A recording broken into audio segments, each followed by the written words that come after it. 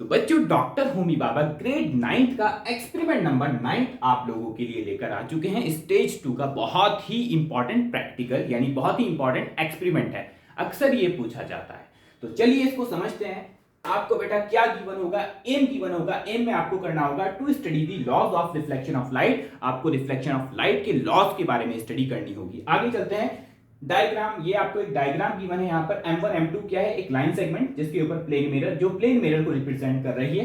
PO एक incident ray है, OS एक रिफ्लेक्टेड रे है एंड ON एक नॉर्मल है। I angle of incidence, R angle of reflection. आगे चलते हैं। प्रोसीजर, प्रोसीजर में क्या गिवन है, आपको क्या करना है बेटा। प्रोसीजर नंबर फर्स्ट, तो fix sheet of paper on drawing board. जो आपको ड्राइंग बोर्ड गिवन होगा उसके ऊपर पिंस की हेल्प से आपको शीट को फिक्स कर लेना है। बेटा ये एक्टिविटी मैं इसी वीडियो के अंदर कराऊंगा, आप इस वीडियो को लास्ट तक देखें। पूरी एक्टिविटी परफॉर्म कराकर आपको अच्छे से एक्सपेरिमेंट कराएंगे, टेंशन बिल्कुल नहीं लेने का। आगे चलते हैं। सेकंड प्रोसीजर में आपसे कहा प्लेस अ प्लेन मिरर। आपको एक प्लेन मिरर रखना है ऑन द पेपर, उस पेपर के ऊपर, and mark its position by drawing a line segment M1 M2।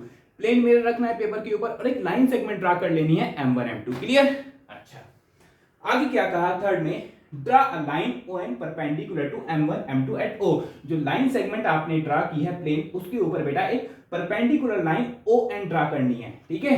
अच्छा, यानी नॉर्मल ड्रा करना है कुल मिलाकर। आगे चलते हैं। फोर्थ प्रोसीजर में आपसे कहा draw a line PO making an acute angle with line ON।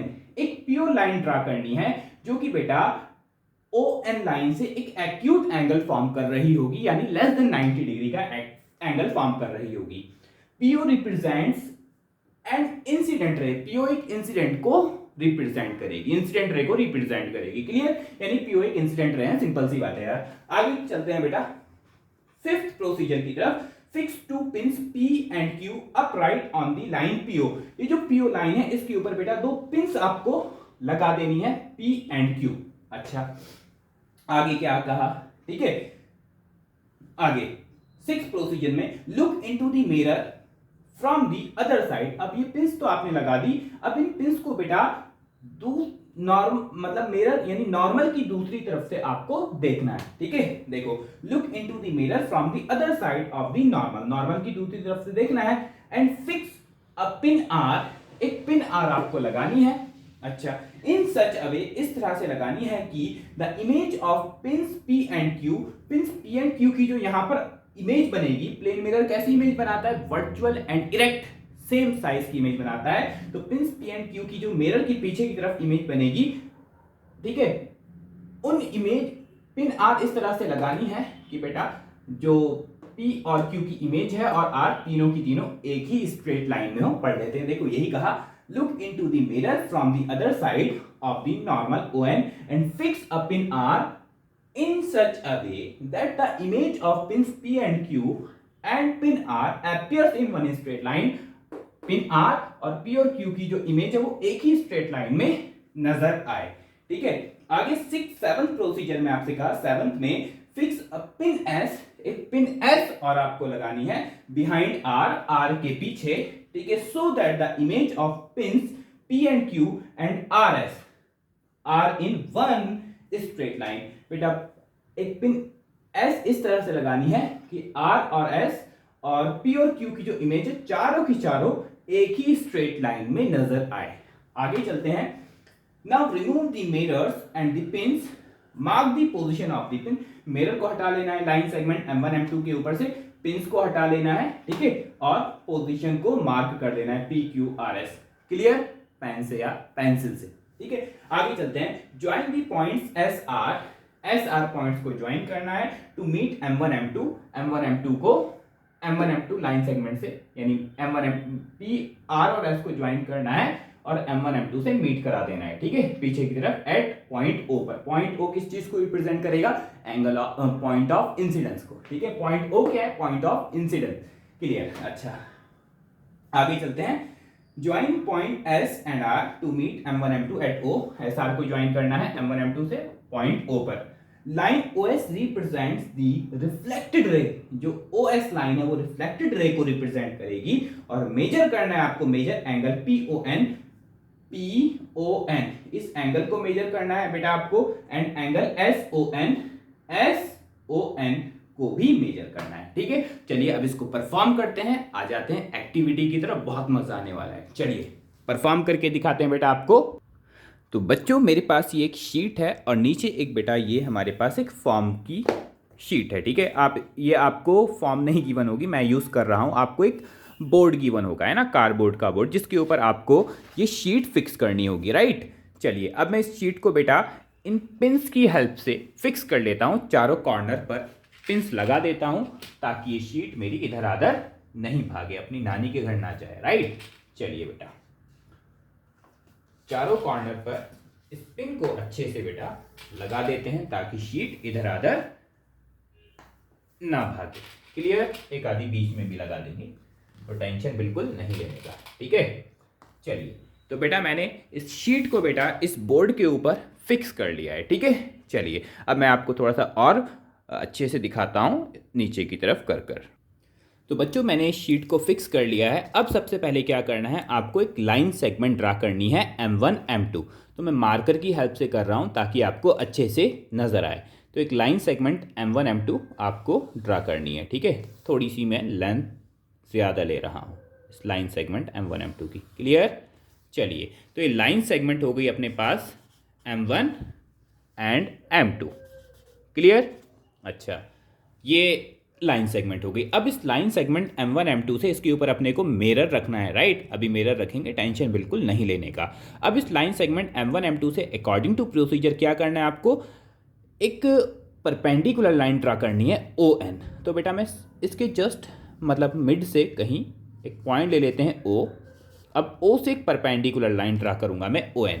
तो इस D की हेल्प से 90 डिग्री का एंगल आप लेंगे, राइट, और एक परपेंडिकुलर लाइन ड्रा करेंगे ON। Clear, yes. चलिए तो बेटा मैं यहां से एक परपेंडिकुलर लाइन ड्रा कर लूंगा ON, यस, लाइक दिस। ठीक है, आप लोगों को ये सारा काम मैं मार्कर से आप लोगों के लिए कर रहा हूँ, ये सारा काम पेंसिल को यूज़ करके करना है।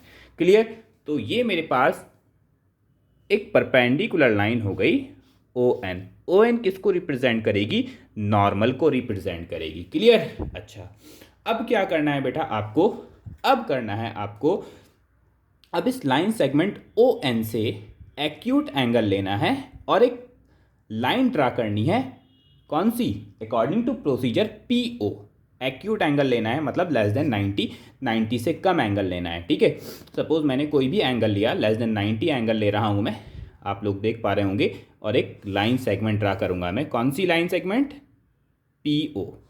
ठीक है, ये मैंने एक PO लाइन सेगमेंट ड्रा की, राइट। अच्छा अब क्या करना है, ठीक है, अब क्या करना है देखते हैं। अब ये बेटा मेरे पास है प्लेन मिरर।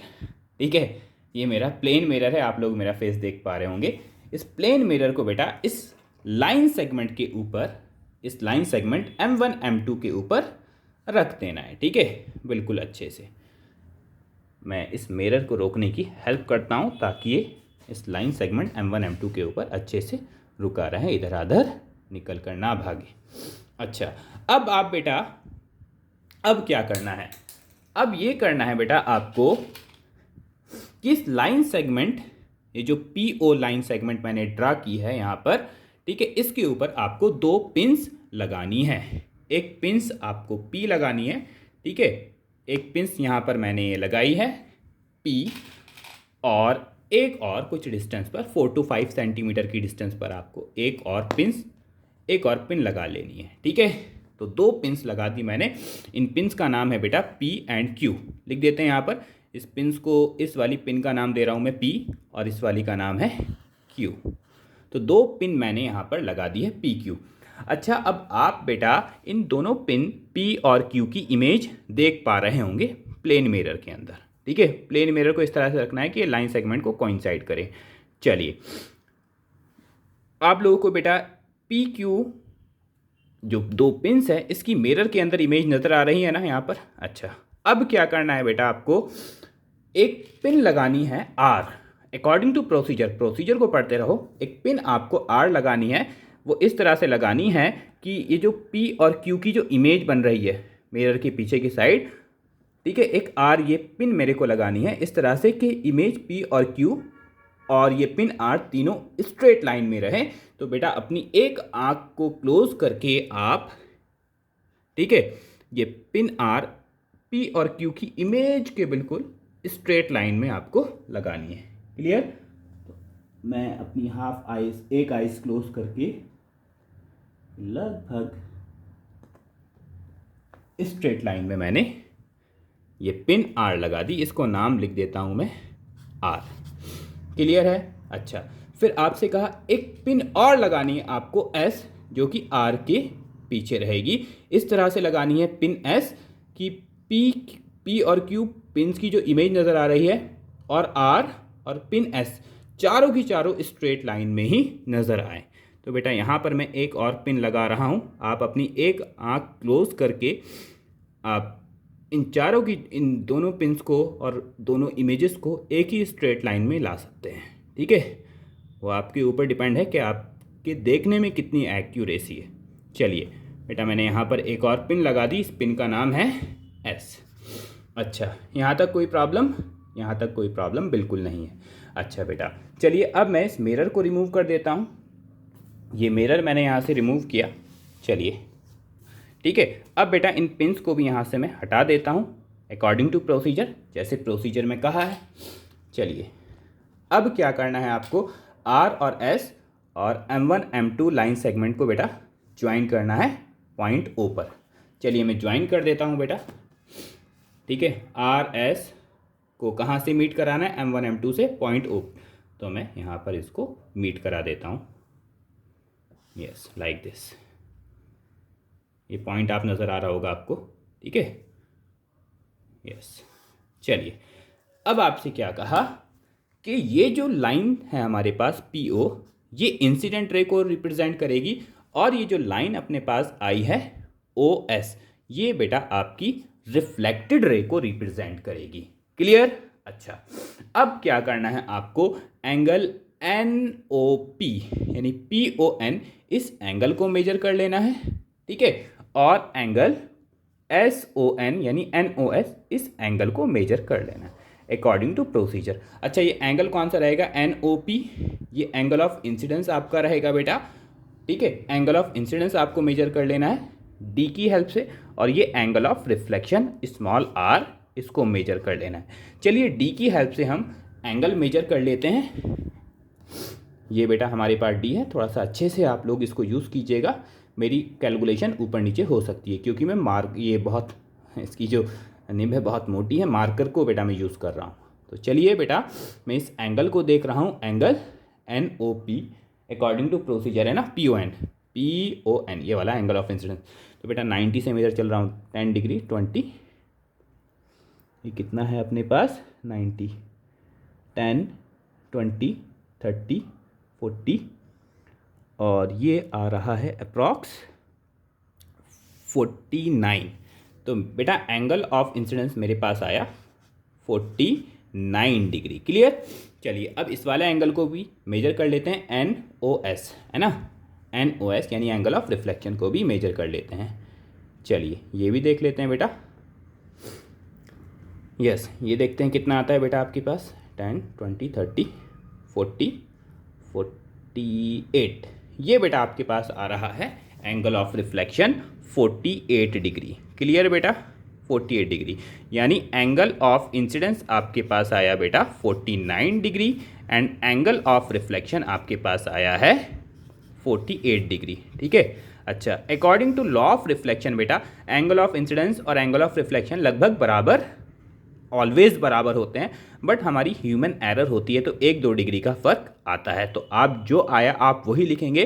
तो आप angle of incidence is nearly equal to angle of reflection, है ना, 1-2 डिग्री का फर्क चलता है, कोई टेंशन लेने वाली बात नहीं है। अच्छा, तो लॉ ऑफ रिफ्लेक्शन, अब एक लॉ रिफ्लेक्शन का ये कहता है angle of incidence and angle of reflection always आपस में इक्वल होते हैं।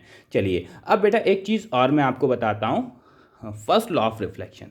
अब बेटा आप यहाँ पर देख पा रहे हैं, जब मैंने M1 M2 लाइन सेगमेंट के ऊपर मिरर रखा तो M1 M2 लाइन सेगमेंट को मैं बेटा इसके मिरर की तरह इसको रिप्रेजेंट कर सकते हैं। तो जब मैंने लाइन सेगमेंट M1 M2 के ऊपर ये मिरर रखा तो बेटा आपको इसकी इमेज नज़र आ रही होगी मिरर के अंदर, ठीक है, ये पीछे की तरफ मिरर में इसकी इमेज नज़र आ रही होगी, है ना। तो बेटा ये जो इंसिडेंट रे है, ये जो रिफ्लेक्टेड रे है और नॉर्मल, क्या ये तीनों एक ही प्लेन में लाई कर रहा है ना, एक ही प्लेन में, इस प्लेन, कौन से प्लेन में, शीट वाले प्लेन में ही लाई कर रहा है। ऐसा तो नहीं है एक एक्स प्लेन में लाई कर रहा है, एक वाई प्लेन में लाई कर रहा है, नहीं। तो incident ray, reflected ray and normal सब के सब बेटा एक ही प्लेन में लाई करते हैं। ये आपका रिफ्लेक्शन का एक लॉ है, ठीक है। तो लॉ ऑफ रिफ्लेक्शन आपको मालूम होगा, incident ray, reflected ray and normal सब के सब एक ही प्लेन में लाई करते हैं। ऐसा नहीं कि इंसिडेंट रे एक्स एक्सिस में हो, रिफ्लेक्टेड रे वाई एक्सिस में हो, ऐसा नहीं है। Incident ray, reflected ray and normal at the point of incident all lie in the same plane. और दूसरा लॉ क्या था, angle of incidence angle of reflection के ऑलवेज इक्वल होता है। हाँ, ये ह्यूमन एरर की वजह से 1-2 डिग्री का बेटा फ़र्क आ जाता है, तो इसकी टेंशन मत लेना, क्योंकि हम प्रैक्टिकल परफॉर्म कर रहे हैं तो प्रैक्टिकल ऐसे ही परफॉर्म किया जाता है, ठीक है। अच्छा, अब इसी तरह से बेटा आपको एंगल, ये जो एंगल ऑफ इंसिडेंस आपने लिया है इसको थोड़ा सा चेंज करके एक बार 30 डिग्री पर लेना है ना। थोड़ा सा कम कर लेंगे एंगल ऑफ इंसिडेंस, फिर एंगल ऑफ रिफ्लेक्शन देखेंगे, एक रीडिंग और लेंगे, फिर थोड़ा सा और ज़्यादा कर लेंगे, 49 से 60 ले लेंगे, फिर एंगल ऑफ रिफ्लेक्शन देखेंगे। तो कम से कम आपको 3 वैल्यूज़ लेनी है। क्लियर? चलिए अब हम वाइट बोर्ड की तरफ पहुँचते हैं और उस टेबल को फिल करते हैं। तो बच्चों हमने एक्टिविटी परफॉर्म तो कर ली है, ठीक है। अब बेटा यहाँ पर बेटा एक और आपको पॉइंट दिया हुआ है, यानी प्रोसीजर नंबर 10, उसके नीचे एक टेबल गिवन है, वहां पर कुछ एंगल्स आपको मेंशन कर लेने हैं, ठीक है। चलिए मैं उस प्रोसीजर को भी लिख देता हूं, इसको इरेज कर, ठीक है। तो बच्चों आपको नेक्स्ट प्रोसीजर गिवन है, प्रोसीजर में कहा है रिपीट द एक्सपेरिमेंट ट्वाइस, आपको उस एक्सपेरिमेंट को 2 बार रिपीट करना है, changing the measure of the angle of incidence, angle of incidence की अलग अलग वैल्यू लेकर 2 बार। एक बार हमने कितनी ली थी बेटा, 49, ठीक है। तो फर्स्ट वाली वैल्यू हमने ली थी एंगल ऑफ इंसिडेंस, यानी आई की वैल्यू कितनी ली थी, 49 डिग्री, ठीक है। अच्छा, उसके बाद एंगल ऑफ रिफ्लेक्शन यानी एंगल SON कितना आया था अपने पास, 48, कितना आया था बेटा, 48, 1/8 डिग्री का बेटा डिफरेंस आ सकता है, बिल्कुल टेंशन मत लो, यही वैल्यू आपको एग्जाम में लिख कर आनी है। कभी आप 49 है तो यहां पर भी 49 लिखकर आ जाओ, ऐसा नहीं है, जो आ रहा है वो लिखेंगे आप, ठीक है। 1-2 डिग्री का फर्क आएगा, ज्यादा नहीं। अच्छा, इसी तरह से बेटा दूसरा एंगल आपको लेना है। सपोज मैं आपको बता रहा हूं, आप खुद से परफॉर्म करके देखना। सपोज वो एंगल ले रहा हूं मैं, सपोज 30 डिग्री, तो हो सकता है यहां पर एंगल ऑफ रिफ्लेक्शन आपको 28 मिले या 29 डिग्री मिले, या फिर 28 बोल रहा हूं, 28 मिले या 29 मिले या 31, मान लेते हैं 31 डिग्री आ रहा है, 1/8 डिग्री का डिफरेंस चलेगा। इसी तरह से बेटा तीसरी ऑब्जर्वेशन, सपोज मैंने लिया एंगल ऑफ इंसिडेंस 60 डिग्री, ठीक है। तो एंगल ऑफ रिफ्लेक्शन हो सकता है आपको 61 या 62 डिग्री मिले, है ना। तो मान लेते हैं, या 59, आगे पीछे हो सकता है, ह्यूमन एरर होती है बेटा, तो मान लेते हैं 61 डिग्री आया, ठीक है। बट लगभग बराबर होना चाहिए। क्लियर? अच्छा, अब आपसे बेटा कंक्लूजन पूछा है, 3 कंक्लूजन आपको देने हैं। तो पहला कंक्लूजन क्या है, तो पहले 2 लॉज लिख, पहला कंक्लूजन में आप पहले और दूसरे कंक्लूजन में दोनों रिफ्लेक्शन के लॉज लिख देंगे। तीसरे कंक्लूजन में आप प्लेन मिरर किस तरह की इमेज फॉर्म करता है, इमेज का नेचर लिख देंगे। तो चलिए लिखते हैं। कंक्लूजन नंबर फर्स्ट में क्या है, incident ray, reflected ray and normal सबके सब एक ही प्लेन में लाई कर रहे थे, लिख देते हैं। तो incident ray comma reflected ray and normal all lie, ठीक है, and normal at the point of incident, है ना, पॉइंट ऑफ इंसिडेंट पर मीट हो रहे थे ना, at the point of incidence all lie in the same plane, सबके सब सेम प्लेन में लाई करते हैं। दूसरा बेटा, दूसरा conclusion, angle of incidence angle of reflection के ऑलवेज लगभग इक्वल होते हैं, बट ऑलवेज एक्चुअल में इक्वल होते हैं, बट हमारे एक्सपेरिमेंट में थोड़ी बहुत एरर आती है, तो 1-2 डिग्री का डिफरेंस चलता है। तो लिखेंगे angle of incidence is always angle of incidence यानी small I is always equal to the angle of reflection, angle of reflection. कोई टेंशन बिल्कुल नहीं, एंगल ऑफ रिफ्लेक्शन बोले तो स्मॉल आर।